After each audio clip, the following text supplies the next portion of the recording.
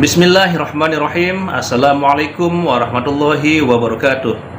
Alhamdulillahirabbil alamin wassalatu wassalamu ala asyrofil anbiya'i wal mursalin sayyidina Muhammadin wa ala alihi wa sahbihi ajma'in, amma ba'du. Sahabat beriman yang dirahmati Allah, syukur alhamdulillah kita bertemu lagi di channel ini. Pada kesempatan yang berbahagia ini, mari sejenak kita luangkan waktu kita untuk bersama-sama kita dengarkan tausiah fenomenal dari guru kita, Al-Mafrullah Kiai Haji Zainuddin MZ. Beliau dikenal sebagai dai sejuta umat. Penasaran seperti apa isi tausiah beliau? Mari kita simak bersama. Selamat mendengarkan. Adam itu bapak moyang kita. Dosanya satu, makan buah khuldi. Dikeluarkan dari surga. Kita dosanya banyak, kepengen masuk, nggak nyambung. Hai Adam, dari tidak ada kamu saya adakan. Saya perintahkan tinggal di surga. Merasa sepi sendirian, saya ciptakan Siti Hawa supaya kamu tenang. Kamu boleh nikmati semuanya. Ini boleh, itu boleh, ini boleh, itu boleh. Makan, makanlah yang kau mau. Minum, minumlah yang kau suka. Pakai, pakailah yang kau senang. Satu yang saya minta, jangan dekati pohon khuldi. Itu kau tidak sanggup, keluar. Diusir dari surga. Sujud Nabi Adam. Kata riwayat 40 tahun sujud. Membaca Rabbana zalamna anfusana wa illam taghfir lana wa tarhamna lanakunanna minal. Itu namanya istighfarnya Nabi Adam. Istighfar itu kan mengucapkan astagfirullah, basmalah, membaca bismillah. Jangan kayak teman saya disuruh banyak-banyak baca istighfar, benar-benar dia baca istighfar, istighfar, istighfar.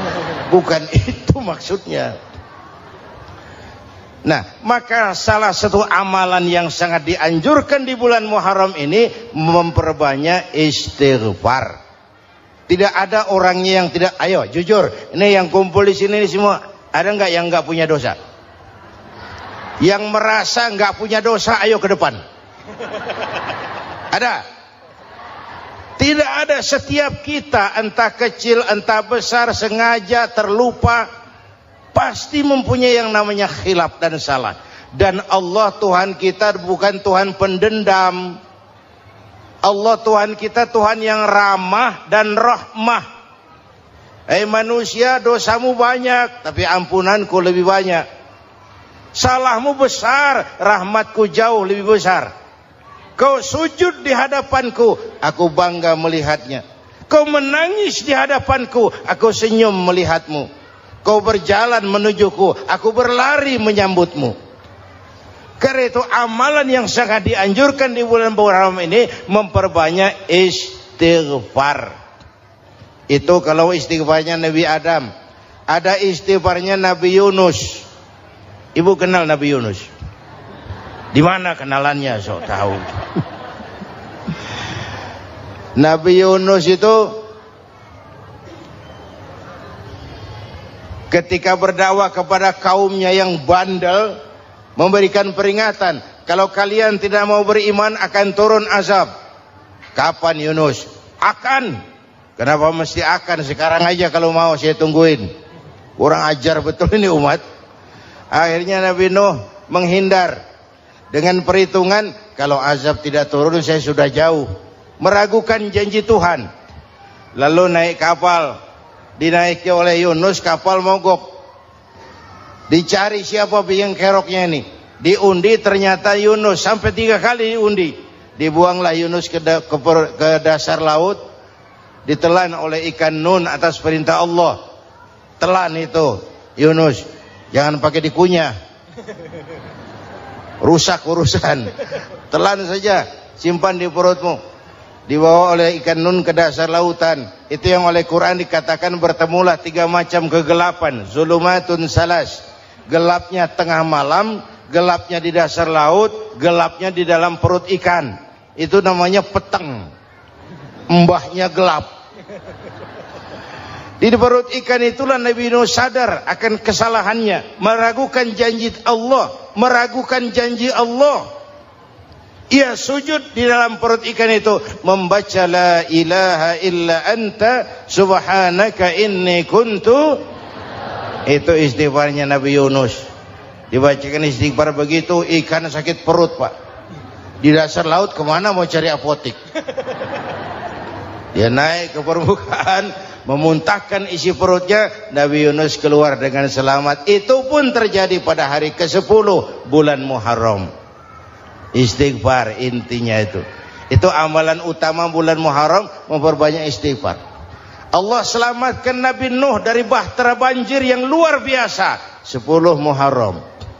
Allah selamatkan Nabi Ibrahim dari pembakaran Raja Namrus 10 Muharram. Setelah Nabi Ibrahim itu menghancurkan berhala-berhala, Abrahat pulang mau ibadah, lihat Tuhannya berantakan, marah besar. Siapa yang menghancurkan Tuhan-Tuhan kita ini? Ada yang lapor, kami lihat Ibrahim. Tangkap. Belum ada bukti, tangkap dulu yang penting, bukti belakangan. Tangkap. Wah, dikerahkanlah aparat, tangkap Nabi Ibrahim, disidang langsung oleh Abrahat, oleh Namrus maksud saya. Ibrahim, kau yang menghancurkan berhala-berhala kami ini, Tuhan-Tuhan kami. Siapa bilang? Ada yang lapor. Saya dengar enggak semua berhala itu hancur. Ada yang paling besar, angkat tangan, saya lihat ada kampak di tangannya. Barangkali yang besar itu iseng tuh, yang kecil-kecil dikampakin. Tanya aja sama dia, kamu gila? Kenapa? Masa kami disuruh nanya berhala? Nggak bisa jawab. Nggak bisa jawab. Lah kenapa disembah? Lebih gila mana sih? Tahu nggak bisa jawab kenapa disembah? Kurang ajar kamu Ibrahim. Bakar, dibakar. Ketika Ibrahim dilempar ke kobaran api yang menggunung, Allah perintah api, ya naru kuni bardan wa salaman ala Ibrahim. Hai api, dinginlah sampean. Api Madura waktu itu, Pak. Hai api, dinginlah sampean, selamatkan Ibrahim. Api tunduk kepada perintah Allah. Ibrahim masuk ke kobaran api, selembar rambut pun tidak terbakar. Kenapa? Apinya tunduk kepada perintah Allah. Kenapa? Karena Ibrahim orang yang takut kepada Allah. Api tunduk kepada perintah Allah. Kalau kita baca ayat itu, masuk ke api, mateng. Sudah hadirin yang saya muliakan, oleh karena itu selamatnya Ibrahim dari pembakaran Raja Namrud itu pun pada 10 Muharram, Yaumul Asyura, hari ke-10 dari bulan Muharram. Imedia. Bapak Ibu hadirin hadirat yang saya cintai, sebagian kecil tentang Nabi Adam, Nabi Ibrahim dan Nabi Yunus, tapi saya belum menceritakan tentang Nabi Nuh tadi. Mengulang kaji, Nabi Nuh salah seorang rasul yang masuk ulul azmi 5 besar, karena memang perjuangannya menggambarkan satu usaha yang ulet dan luar biasa.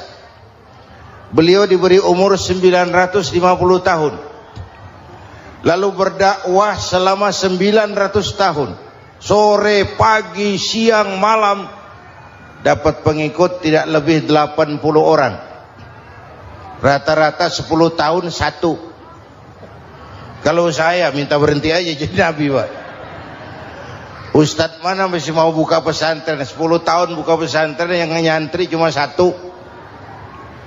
Pedagang mana yang masih mau dagang 10 tahun dagang, yang beli satu.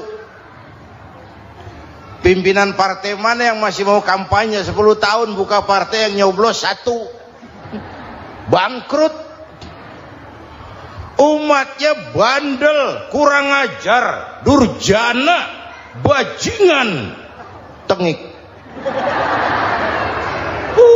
Umatnya Nabi Nuh ini kalau diceramahi, telinganya ditutup dengan tangannya.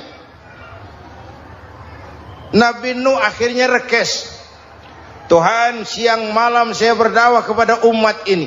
Tiap kali saya sampaikan dakwahmu, mereka tutup telinganya dengan tangannya. Alergi dengar ceramah. Apa itu ceramah? Non profit. Saudara-saudara, jadi mau kamu gimana? No, sudah Tuhan, habiskan saja orang kafir. Nanti kalau punya anak, anaknya pun kafir lagi. Lebih baik bapak moyangnya sikat habis. Biasanya kalau bapak kalong, anak kampret. Bapak nyolong, anak nyopet. Fotokopi gimana aslinya? Hampir habiskan saja. Itu mau kamu, Nuh? Iya. Oke. Nanti aku turunkan banjir, Nuh. Buat kapal. Dengan apa saya harus buat kapal, Nuh? Ya dengan kayu, kata Tuhan. Kayunya dari mana, Tuhan? Ya dari pohon, Nuh. Pohonnya belum ada, Tuhan. Ya tanam dulu, Nuh. Bikin kapal, kayunya nanam pohon. Apa artinya? Perjuangan perlu kesabaran. Sukses itu ada prosesnya. Nggak bisa simsalabim abracadabra lalu kita mau sukses. Semua ada prosesnya. Walaupun kenyataannya begitu. Sukses banyak bapaknya, gagal itu yatim. Kalau kita sukses banyak yang ngakuin. Yang baru ketemu pakai manggil encing. Ketemu baru. Tapi sukses banyak bapaknya. Gagal yatim, nggak ada yang mau ngakuin kalau kita gagal itu. Udah bikin kapal dengan kayu di tengah kampung, bikin kapal ini. Bayangkan di tengah kampung bikin kapal. Orang kafir makin menjadi-jadi. Lihat Nuh, kenapa? Makin sarap. Bikin kapal di tengah kampung, mau belayar kemana? Tuh lihat, kalau orang nggak tahu tujuan, mountain setengah jalan. Proses yang dinilai bukan finalnya. Ya kayak gitu kesimpulannya. Saya enaknya sendiri. Bikin kapal.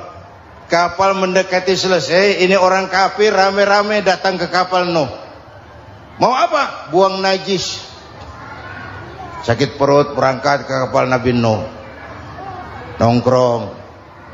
Dapat 2-3 tumpuk pulang. Penuh lantai kapal dengan najis manusia.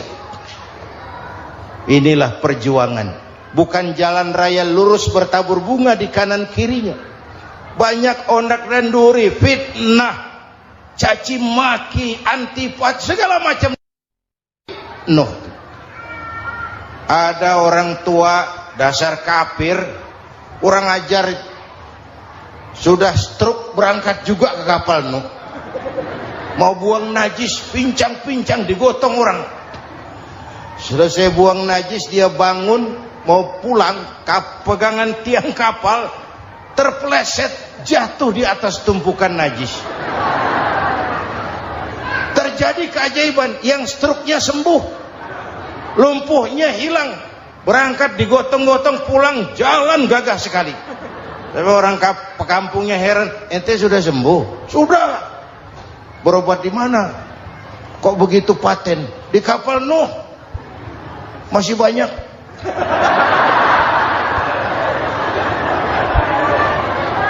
Yang berasa perlu obat bawa rantang. Ambil bersih lagi geladak kapal itu. Sudah selesai Nuh? Selesai.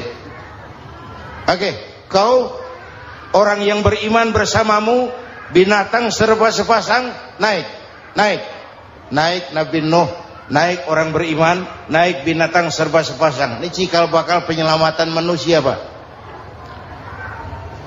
Naiklah orang beriman, sudah naik semua, Nabi Nuh kontrol. Ini contoh buat kita, kontrol. Sudah naik semua teman-teman, sudah. Pemimpin yang baik bukan cuma terima laporan di belakang meja. Laporan itu yang mana juga bagus. Sama juga kampanye, kampanye yang mana juga merdu. Kalau saya, kalau aja yang dihitung.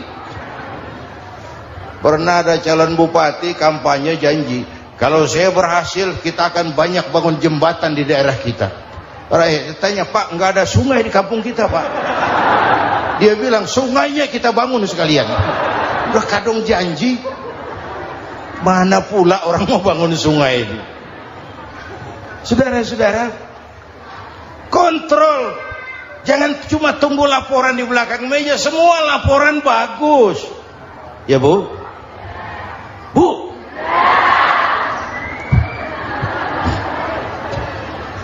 Nabi Nuh kontrol. Sudah naik semua? Sudah, Nuh. Pulan bin Pulan naik. Naik, Nuh. Paimin bin Tukijo. Naik. Kami lihat naik. Ada orang Jawa juga, Kiai? Ada. Sudah kontrol. Kanan anak saya ikut nggak naik kapal? Kami tidak lihat itu, Nuh. Kanan. Ini potret. Bapaknya aktif ke masjid, ibunya rajin ke majelis taklim, anaknya keleleran kemana-mana. Bukan di sini, di Prancis. Udah di sini insya Allah sama.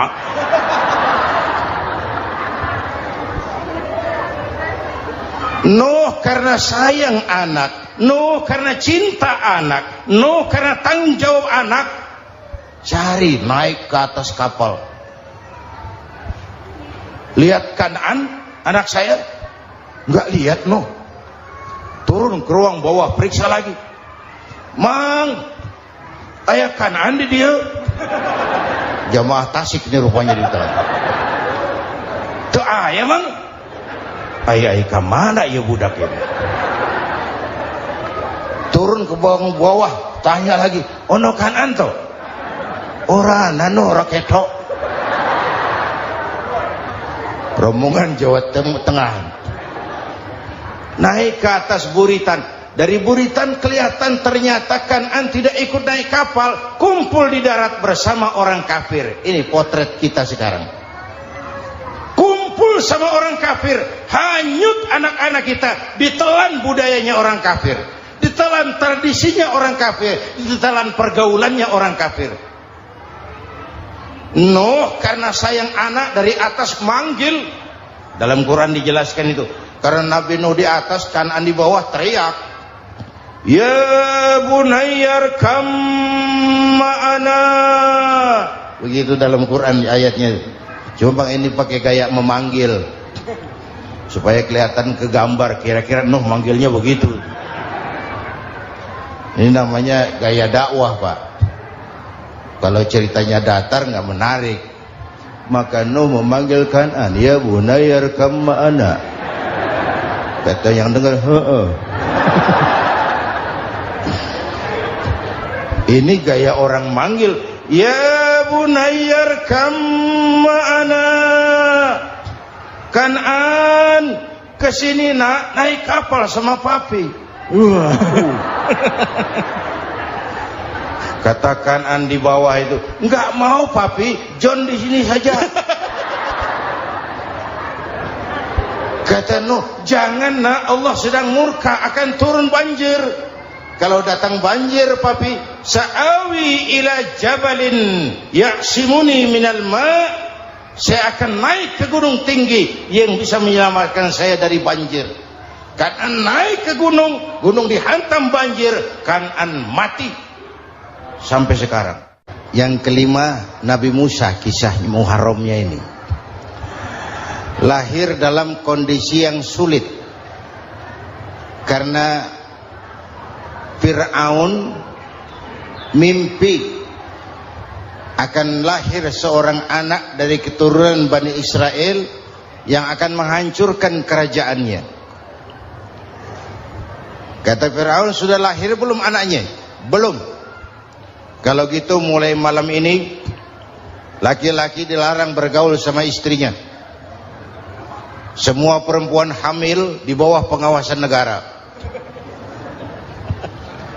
Mulai hari ini kalau lahir anak laki-laki terutama Bani Israel, penggal. Satpol PP disiapkan. Udah ada kayaknya. Ada. Patroli. Bayangkan, nah Fir'aun itu bikin undang-undang seenaknya sendiri. Apalagi merasa kekuasaannya dalam ancaman. Penguasa manapun kalau merasa dalam ancaman, panik. Padahal kekuasaan itu kayak harimau. Makin lama ditaiki, makin sulit turun. Kenapa? Karena macannya makin lapar. Naik terus capek, turun dimakan harimau. Serba sulit. Saudara-saudara, kalau kita mau belajar dari Pak Harto, saya melihat kekurangan Pak Harto cuma satu, terlambat berhenti.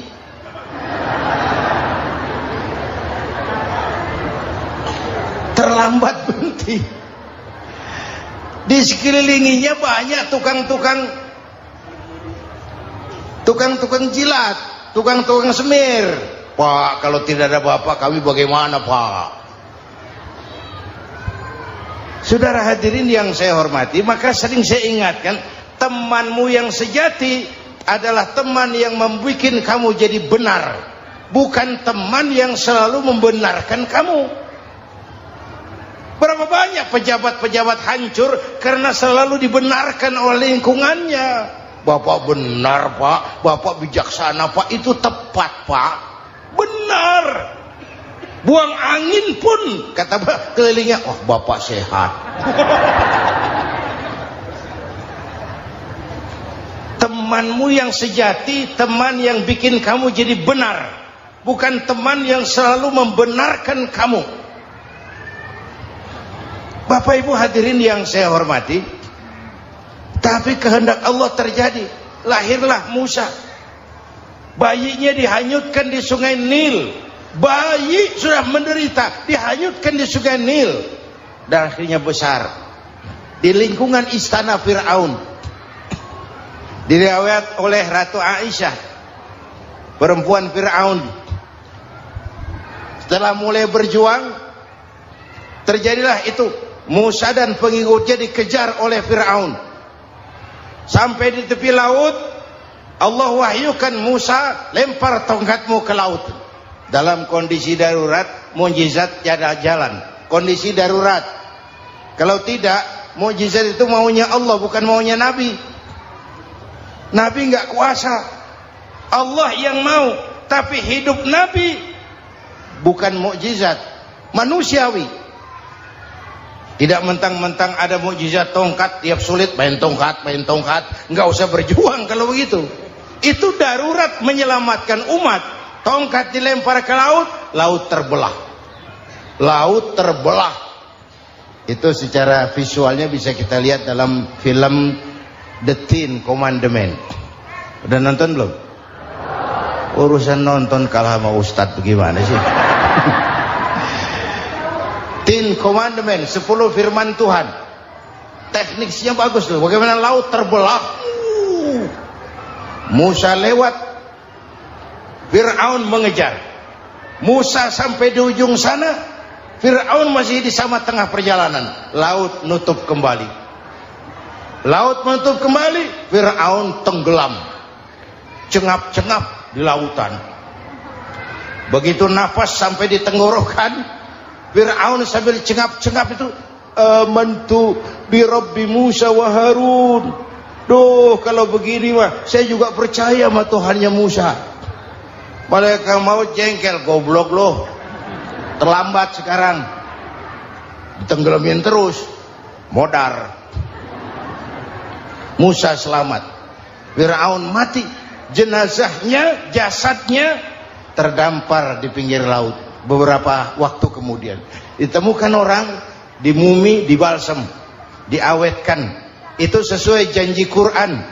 Wa kadzalika nunajjika bi badanika litakuna liman khalfaka ayah. Kami selamatkan badan kamu agar jadi pelajaran bagi orang-orang sesudah kamu nanti. Janji Quran tepat. Janji itu 14 abad yang lalu. Jasad Fir'aun ditemukan, dimumi, diawetkan, dibalsem di bawah nama Farao Ramses II. Sekarang tersimpan di Museum Negara di Mesir. Kapan-kapan nanti ibu main ke Mesir, mampir. Naik ojek paling berapa itu? Oh, orangnya tinggi, hidungnya mancung, pokoknya pantaslah jadi Firaun.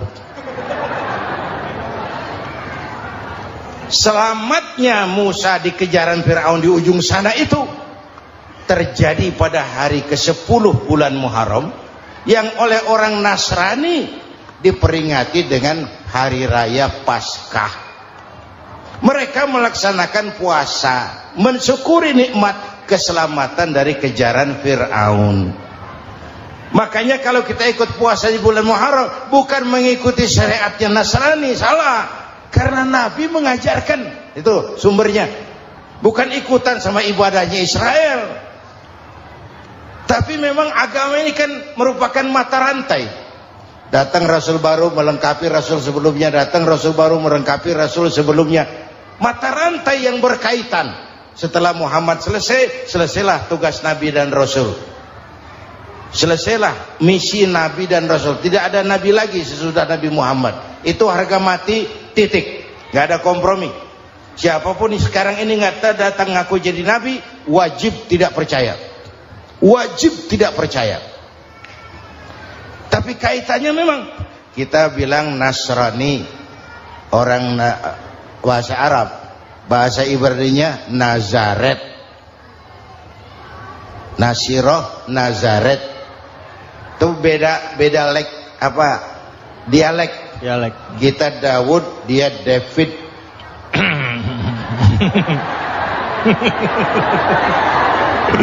Ibrani. Kita Ali, dia Alek. Kita Sulaiman, dia Solomon. Kita Camat, dia Comot. Ini yang ngomong ini comot sembarang. Bapak dan Ibu jamaah yang saya cintai, pertanyaan pertama, hijrah qalbiyah. Ada hijrah badaniyah, hijrah fisik yang dilakukan Nabi dan sahabat dari Mekah ke Madinah. Itu hijrah badaniyah. Ada hijrah qalbiyah, hijrah hati. Dan ini yang kita perlukan sekarang. Karena refleksinya akan membias kepada alur kehidupan. Kalau hati kita mau berhijrah, fisik akan ngikuti. Hijrah dari tempat, dari malas ibadah menjadi rajin ibadah. Hijrah dari maksiat kepada yang ma'ruf, dari berpecah belah menjadi bersatu. Hijrah seperti itu yang sangat kita perlukan. Apalagi masyarakat ini paternalistik. Kita harus hijrah mental sekarang ini. Maka yang disampaikan tadi benar. Seorang ketua MK siap mengundurkan diri kalau terbukti anak buahnya terlibat suap. Itu walaupun siap, tapi sudah angin segar buat rakyat. Bahwa masih ada banyak insya Allah pejabat kita yang punya harga diri. Walaupun ada juga pejabat kita yang muka tembok, kulit badak, kuping kebo. Muka tembok, kulit badak, kuping kebo. Biasanya kalau kereta api tabrakan di negara-negara maju, Menteri Perhubungannya mundur. Di kita petugas palang pintu dipecat. Jauh sekali menteri sama petugas palang pintu. Yang benar-benar diadili yang krocok-krocok, kopral-kopral itu. Padahal hadisnya jelas, ar-rashi wal murtashi finnar. Yang nyuap dan yang nerima suap, dua-duanya neraka. Kasus potret belakangan ini, yang nerima suap, yang diuber, yang nyuap aman, yang nyuap aman, yang korupsi pajak dikecil-kecilin, yang ngemplang pajak aman. Padahal ngemplang pajaknya triliunan. Padahal dia sudah dikasih fasilitas oleh negara mengelola sumber daya alam negara yang artinya milik rakyat. Dia harus bayar pajak, uang pajaknya dikumpulkan bagi sebesar-besar kemakmuran rakyat. Itu tindakan merugikan rakyat. Karena itu betul, saya setuju, hijrah qalbi yang perlu kita lakukan sekarang. Hijrah hati. Kita ini bangsa Indonesia, seperti timnas. Iya. Timnas sekarang anak-anak muda sudah berani pakai baju PSSI. Iya. Kenapa? Menang. Coba kalau kalah terus, nanti menang. Tapi bangsa Indonesia itu memang seperti timnas, namanya kesebelasan. Masya Allah, sangat luar biasa tausiah yang sudah disampaikan oleh guru kita Al-Mafrullah Kiai Haji Zainuddin MZ. Sahabat beriman yang dimuliakan Allah, tetaplah di channel ini karena kajian ini belum selesai dan masih banyak lagi hal-hal menarik yang akan disampaikan beliau. Maka dari itu tetaplah di channel ini dan mari kita lanjutkan kembali. Selamat mendengarkan. 11 orang. Walaupun ada pemain bintang ya ada presiden, gubernur, menteri, itu bintang-bintang. Tapi bintang baru ada artinya kalau dibantu 10 pemain yang lain. Cristiano Ronaldo. Siapa itu? Penyerang tengah Real Madrid. Bintang. Lionel Messi. Siapa lagi? Barcelona. Bercelana.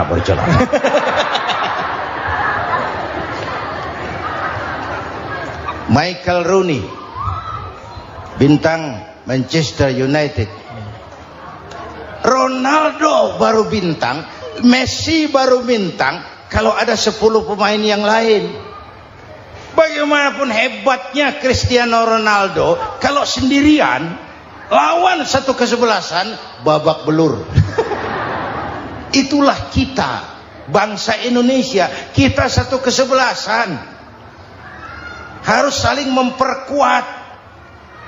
Ada bangsa kita ini yang jadi jaksa, ada yang jadi hakim, ada yang jadi polisi. Itu posisi penyerang tengah, kiri luar, kanan dalam, back, striker, kiper, posisi. Tapi sadar kita satu kesebelasan, Bung. Jangan bikin gol ke gawang sendiri. Kalau punya bola bagus, operan dong sama temannya. Yang bisa menciptakan gol, operan. Ada yang jadi pengusaha besar, bagus boleh. Punya untung besar, operan. Kasih masjid, kasih pesantren, operan. Ini kesebelasan kita kalau punya bola pelitnya setengah mati, Pak. Nggak mau ngoper. Bawa sendiri, mending bikin gol. Enggak. Kita ini satu kesebelasan. Satu sama lain harus saling memperkuat. Bahwa ada penyerang tengah, itu si posisi. Tapi kalau memang peluang memungkinkan, ayo dong operan. Saya iri sama kesebelasan Nasrani di Indonesia. Mereka kalau punya bola operannya cakep. Gereja cepat selesai, rumah sakit Kristen cepat selesai. Kenapa? Operannya bagus. Kita ini kalau punya bola bawa sendiri, nggak mau ngoper. Maka masjid nggak selesai-selesai. Madrasah banyak yang bocor. Rumah sakit Islam kalah bersaing. Kenapa? Operannya berat.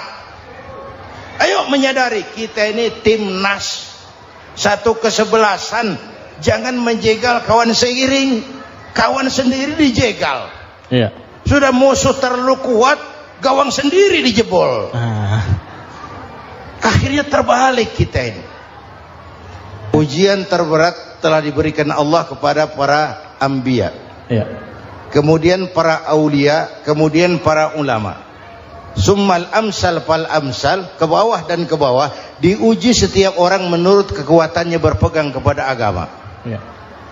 Kalau karena anak Melayu bilang, kalau takut dengan ombak, jangan berumah di tepi pantai. Kalau takut diterjang ombak, jangan berumah di tepi pantai. Kata ibu tadi, mau jadi pohon tinggi harus berani ketiup angin. Makin tinggi pohonnya, makin keras anginnya.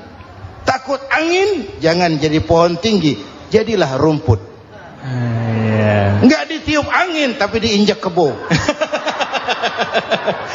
Apa yang nggak ada resikonya? Apa yang nggak ada resikonya? Semua nabi Ada yang dihantam kekuasaan yang arogansi. Ibrahim berhadapan dengan Namrud. Musa berhadapan dengan Fir'aun. Ada yang diuji dengan berhadapan umat yang sangat kurang ajar. Ada yang diuji dengan gosip yang dahsyat. Nabi Yusuf digosipi sama Zulaikha itu.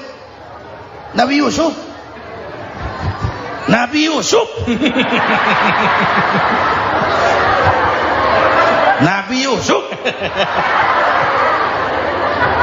Ya. Yang namanya gosip itu kan menyebarkan keburukan orang.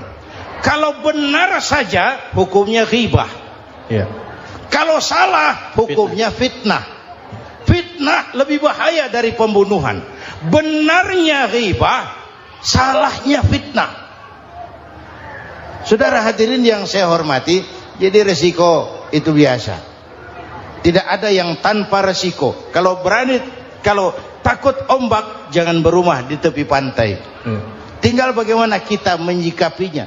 Kalau kita dewasa, ini bagian ibadah saya kurang. Mungkin karena dia omongin orang, tambah pahala saya. Mungkin karena dia omongin orang, tambah pahala saya. Maka saya ngadapi gosip sepatah pun saya nggak ngomong. Saya cicing. Saya percaya masyarakat tuh punya filter. Amin. Saya percaya Tuhan tuh nggak tidur. Kemudian melahirkan kita ke alam dunia ini secara biologis. Alhamdulillahirrabbilalamin. Demikianlah kajian penuh ilmu, hikmah, dan manfaat yang sudah kita dengarkan bersama dari guru kita Al-Mafrullah Kiai Haji Zainuddin MZ. Sahabat beriman yang dimuliakan Allah, mari kita doakan guru kita, semoga beliau diampuni segala dosa-dosanya dan dilapangkan kuburnya. Dan buat sahabat semua yang sudah setia menyimak tausiah ini sampai selesai, saya ucapkan terima kasih banyak. Doa dan harapan saya, semoga sahabat semua selalu diberikan kesehatan, dimudahkan segala urusannya, dan dilancarkan rezekinya. Amin ya rabbal alamin. Demikian yang dapat saya bagikan, kurang lebihnya mohon maaf. Sampai bertemu lagi di kajian berikutnya. Wabillahi taufik wal hidayah, waridho wal inayah. Wassalamualaikum warahmatullahi wabarakatuh. Setelah kita mendengarkan bersama tausiah yang sangat luar biasa dari guru kita Al-Mafrullah Kiai Haji Zainuddin MZ, sekarang mari kita lanjutkan aktivitas kita masing-masing. Semoga apa yang sudah beliau sampaikan menjadi ilmu yang bermanfaat dalam kehidupan kita sehari-hari.